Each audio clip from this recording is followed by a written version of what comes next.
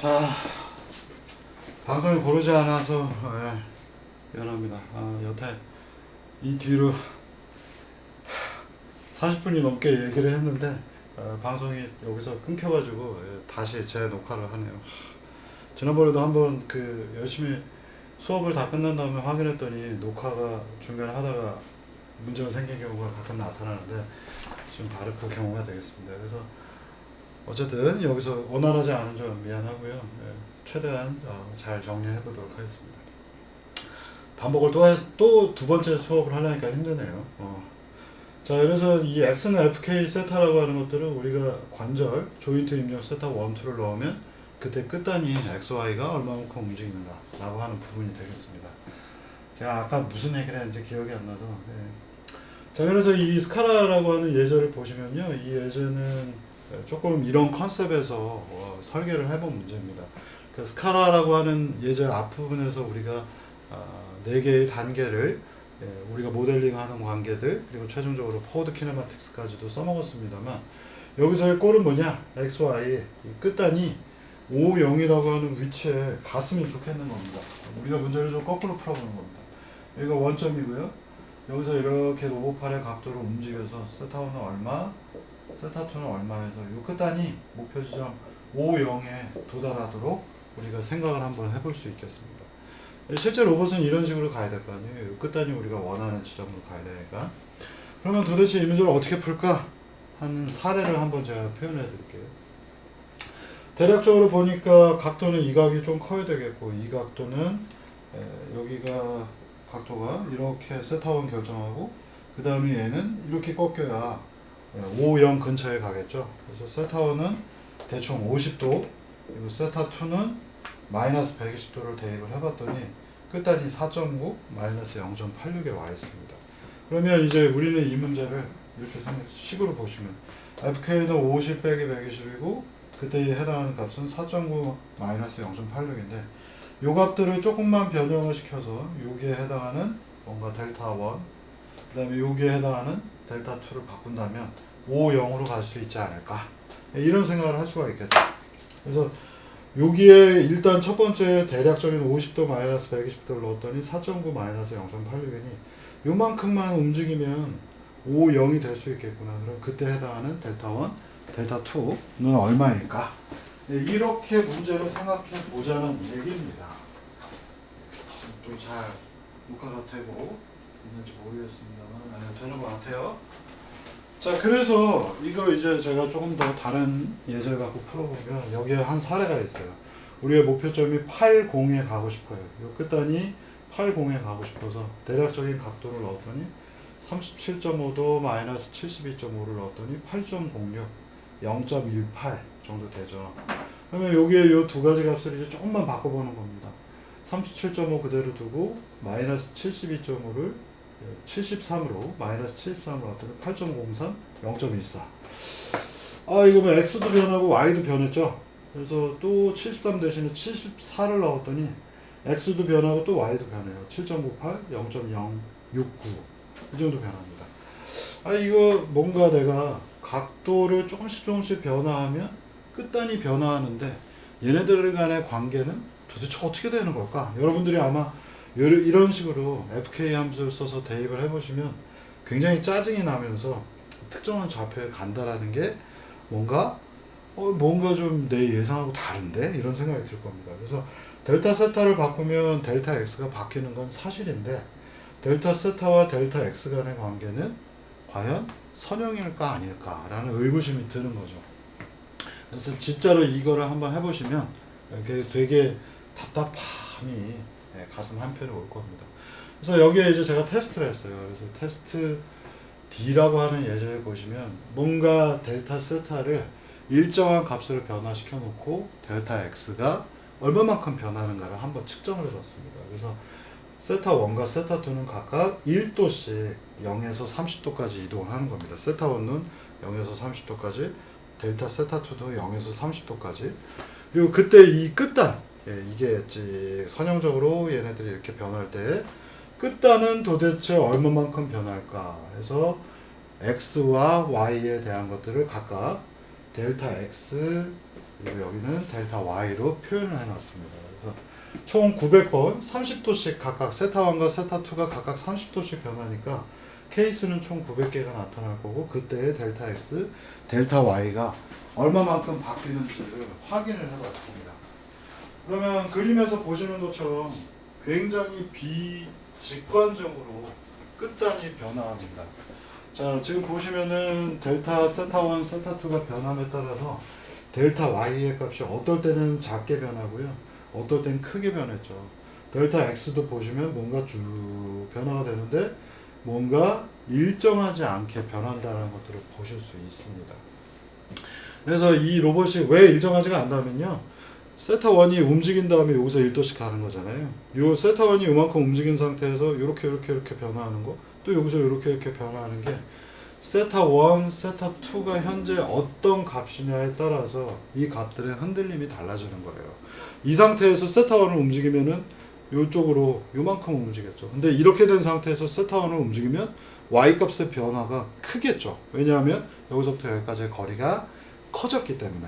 이 상태에서 세타1을 움직이면 조금밖에 안 움직이지만 이 상태에서 세타1을 움직이면 Y만큼 변화량이 굉장히 커지겠죠. 그래서 이 로봇 쪽에서는 세타1을 바꾸면 각도, 델타 세타를 바꾸면 델타 X가 똑같은 값이 변하지 않고 현재의 세타1, 2가 어떤 값이냐에 따라서, 즉 로봇의 자세가 어떤 상태냐에 따라서 델타 세타에 대한 델타 X의 변화량이 달라진다라는 것들을 여러분들이 이 결과에서 아실 수 있습니다. 각도를 조금 더 크게 해서 델타 세타를 1도가 아니라 3도씩 증가했더니 델타 Y가 막 춤을 추고 있고요. 델타 X도 커졌다 작아졌다 합니다. 어떨 땐 작아지고 어떨 땐 커지고. 그러면 이런 문제를 우리가 제대로 풀기 위해서는 뭔가 수학적인 정의가 필요하다는 걸 여러분들이 아실 수가 있겠고요.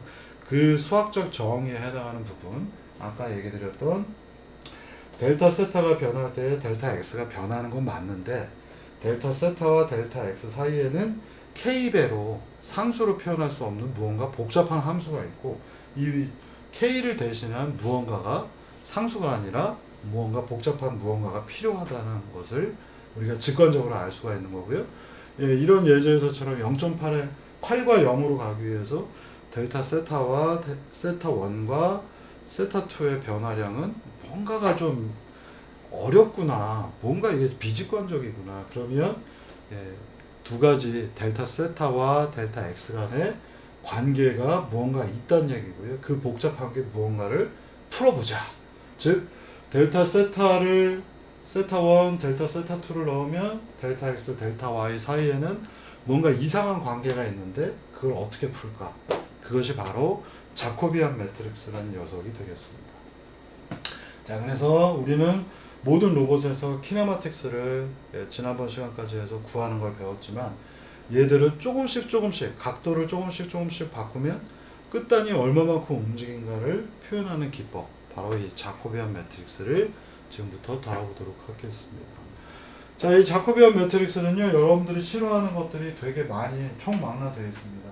알고 계시는 것처럼 x는 L1 C1 플러스 L2 C1 2일 텐데 이걸 우리가 함수로 표현한다면 세타1과 세타2로 표현이 되겠죠. 즉 이제 우리는 미분을 써서 이 녀석을 표현해야 되는데 x는 세타1과 세타2의 관계로 되어 있고 예, 여러분들이 잘 알고 계시는 것처럼 뭐 예를 들면 y는 fx, y는 x만을 변수로 갖는 함수일 텐데 이런 경우 우리 미분하는 거 잘 하잖아요. dy는 f'(x) 곱하기 dx 이렇게 여러분들 1학년 때 공학수학 기초에서 이렇게 푼다고 배웠습니다. 그래서 미분과 편미분을 여러분들이 구별을 하셔야 되는데 이 요소는 편미분이 등장을 이제 하겠고요. 인자가 2개 이상이기 때문에 멀티 베어리어블 함수가 되기 때문에 인자가 2개 이상이죠. 이때는 인자가 하나라서 쉽게 풀었는데 편미분과 미분이 결과가 똑같았는데 이제는 그렇게 하지 못하고 인자가 2개이기 때문에 편미분을 각각 해서 각각의 증분에 대한 것들을 곱해서 최종적으로 더해주는 토탈 데리버티브의 형태로 푸셔야 됩니다. f는 x, y라고 하는 두 가지 변수의 함수일 때 토탈 데리버티브, 한국말로 총미분 또는 전미분이라고 부르고 있고요. 옛날엔 총미분이라고 했는데 요새는 전미분이라고 또 하더라고요. 그래서 토탈 데리버티브 미분을 하면 df는 왼쪽을 미분을 하면 오른쪽은 두 개의 인자를 갖는 함수이기 때문에 x에 대한 편미분 곱하기 dx 플러스 y에 대한 편미분 곱하기 dy로 토탈 데리버티브로 미분을 하셔야 됩니다. 그래서 우리가 풀고자 하는 식 x는 L1 C1 플러스 L2 C1 2인데 얘는 우리가 세타1과 세타2의 함수이고 y 또한 세타1과 세타2의 함수이기 때문에 x하고 y를 편미분한다면 x하고 y를 미분한다면 x를 미분하니까 dx는 그 안에 세타1과 세타2의 함수이라서 세타1에 대한 편미분, 세타2에 대한 편미분이 필요하고 y도 세타1과 세타2의 함수이기 때문에 미분해서 dy는 세타1에 대한 편미분, 세타2에 대한 편미분이 필요로 하게 됩니다. 그래서 많은 학생들이 이 토탈 데리버티브에 대한 컨셉이 취약하기 때문에 굉장히 싫어하는 부분이 자코비안 매트릭스입니다. 자, 그러면 x는 L1 C1 플러스 L2 C1 2, y는 L1 S1 플러스 L1 L2 S1 2이기 때문에 자, 세타1은 세타1과 세타2에 대한 편미분을 하셔야 되고요. 이 수식을 x를 세타1에 대해서 편미분하면 여기 세타1 있으니까 마이너스 L1 사인 세타1 여기 세타1 있고 세타2는 마치 스칼라가처럼 취급하시면 얘를 편미분해서 마이너스 L2 사인 세타1 2 그래서 지금 여기 있는 수식이 이렇게 표현됐고 d세타1이 여기 들어갔습니다. 이제 얘를 세타2에 대해서 편미분해야 되죠. 세타2에 대한 편미분해야 되는데 얘는 세타2가 없잖아요. 0처럼 취급해 버릴 수 있겠고요. 그리고 나서는 자, 이 두 번째 거는 세타2가 있으니까 세타2에 대한 편미분을 할 때 얘는 상수처럼 취급해서 그대로 세타2 편미분하니까 마이너스 L2 사인 세타1 더하기 세타2가 나옵니다. 마찬가지로 이제 y에 대해서 해보시면 여기 대신에 d세타1, d세타2 d세타1, d세타2 이게 편미분, 이게 편미분이에요. 다음 세타1에 대해서 편미분은 y를 이제 세타1에 대해 편미분하면 세타1 있고 세타1이 있으니까 코사인 되고 여기도 코사인 되죠. 세타2는 마치 상수처럼 취급했습니다. 그리고 d세타1이 여기가 편미분, 여기가 d세타1 세타2에 대한 편미분 여기는 세타2가 없으니까 상수라서 세타2로 편미분하면 0이 되고 얘만 편미분해서 이렇게 붙고 옆에 있던 d세타2가 옆에 가서 붙었습니다.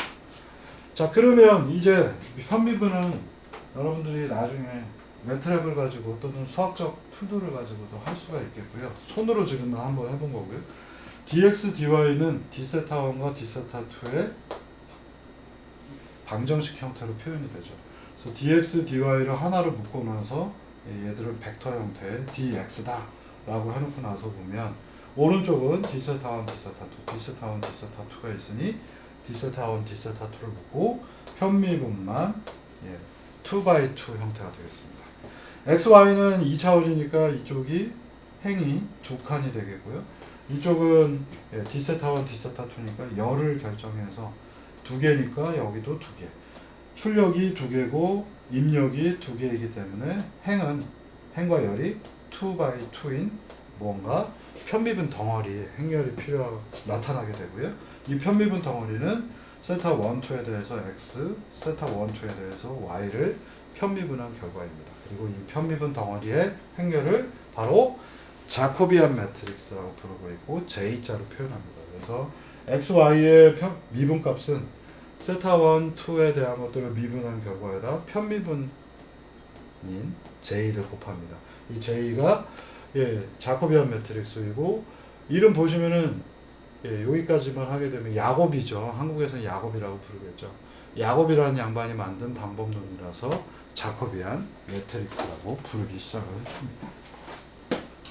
자, 다음 페이지를 한번 보시겠습니다. 이 자코비안 매트릭스는 손가락으로 푸는 것보다도 오히려 이 녀석이 갖고 있는 의미를 잘 아시는 것들이 중요합니다. 그래서 앞서서 보시면은 앞서 그래프에서 왜 이런 광고를 테스트를 했냐면요.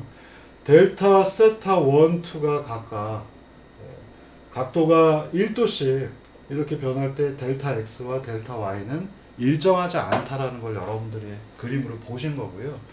그래서 일정하지 않은 이유는 곱해지는 대상이 바로 여기 표현되어 있는 J라고 하는 자코비안 매트릭스가 곱해지기 때문에 델타 세타 1, 델타 세타 2가 일정하더라도 이 자코비안 매트릭스는 내부에 사인, 코사인 그리고 각도들이 들어가기 때문에 결과 dx, dy가 일정하지 않고 흔들리는 형태들을 보여주게 됩니다. 자, 그래서 조인트 앵글 세타 1, 2가 선형적으로 변한다 하더라도요, 그때의 결과물 d세타 1, d세타 2가 각각 1이라 하더라도, 그리고 앞서서 그림에서 보시면 0도에서 30도까지 변했을 때 dx, dy를 보시면은 0.01인 형태대로 표현이 되질 않아요. 이거는 그러니까 조인트 앵글이 선형적으로 변할 때 dx, dy는 선형적이지 않고요. 거꾸로 우리가 이 문제를 거꾸로도 풀 수가 있겠죠. x, y를 dx, dy로 해서 dx, dy가 각각 0.01이라고 하면 우리는 이 문제를 거꾸로 표현해서 dx, dy, 자, 앞서서 이 결과물이 뭘 얘기하냐면 d세타 1, d세타 2가 일정하다 하더라도요, j 에 따라서 dx, dy는 일정하지 않게 나타납니다. 이 문제를 거꾸로 돌려서 dx, dy가 각각 0.01로 일정하다면 j가 넘어가서 j 인버스에다가 dx, dy가 곱해지기 때문에 세타 1, 세타 2가 델타 값이 d세타 1, d세타 2가 일정하지 않게 됩니다. 그래서 이 자코비안 매트릭스가 선형이 아니라 비선형이기 때문에 세타에서 x로 가거나 x에서 세타로 가는 변환들은 전부 다 일정하지 않게 되는 것이 바로 로봇에서 우리가 여기에서 요만큼만 갔으면 좋겠는데 델타 세타 1, 2를 결정하기 어려운 이유 중에 하나가 되겠습니다. 그리고 모든 로봇들은 여기는 직교좌표계지만 여기는 회전을 토대로 해서 회전이 변화량이 x, y의 변화량으로 연결되고 그 사이에는 자코비안 매트릭스가 들어가기 때문에 이 자코비안 때문에 로봇을 움직이는 것들이 전부 다 복잡한 문제를 만들어내는 주된 이유 중에 하나가 되겠습니다. 우리가 이 문제를 조금 더 이게 이제 4학년 때 여러분들이 조금 더 많이 배우실 거고요. 여기서는 제가 좀 직관적으로만 설명을 드리겠습니다. 자, L1, L2가 각각 10이에요. 숫자 다 쉬운 걸 넣었고요. 그리고 세타 1은 0도, 세타 2는 90도로 돼서 지금 이렇게 딱 서 있는 경우가 되겠고요. 그때 그리퍼 끝단은 좌표가 10, 10, x는 10, y는 10만큼 가서 이렇게 표현이 되겠고요. 그런데 델타 x, 델타 y가 각각 마이너스 1만큼, 즉 이렇게 됐는데 이 녀석이 움직여서 이 좌표가 10, 10인데 x는 1만큼, y도 1만큼 이동해서 99만큼 이동을 하고 싶을 때 도대체 세타 1과 세타 2는 얼마만큼의 변화가 있을까? 라고 하는 것들을 좀 직관적으로 수학적으로 알아보겠습니다. 델타 x, 델타 y도 되게 큰 값이에요. 현재 지금 마이너스 1만큼 10, 10에서 99까지 가니까 각각 마이너스 1만큼 들어갔을 거고요. 이 사이 간격을 우리가 너무 커서 숫자가 커서 미분의 관계에서 너무 크기 때문에 1000배로 나눠서 델타 x를 1000으로 나눠서 마이너스 0.001로 표현을 했어요. 그러면 dx도 마이너스 0.001, dy도 마이너스 0.001로 해서 여기 대입을 하면 아까 자코비안 매트릭스는 dx는 j d세타로 표현이 되니까 이걸 뒤집어서 d세타는 자코비안 인버스 곱하기 dx로 표현할 수가 있겠죠. 그러면 dx, dy는 각각 마이너스 0.001에 해당하고 그때 해당하는 자코비안을 계산할 수만 있다면 얘와 얘의 곱은 자코비안 매트릭스는 행렬이고 얘는 dx, dy는 벡터이니까 얘네 두 개의 곱은 선형적인 관계가 되겠죠. 얘하고 얘를 곱하면 d세타와 d세타 2를 얻어서 그걸 각각 세타 1, 2에다가 이렇게 계속 한 번 동안 더해 줘 보도록 하겠습니다.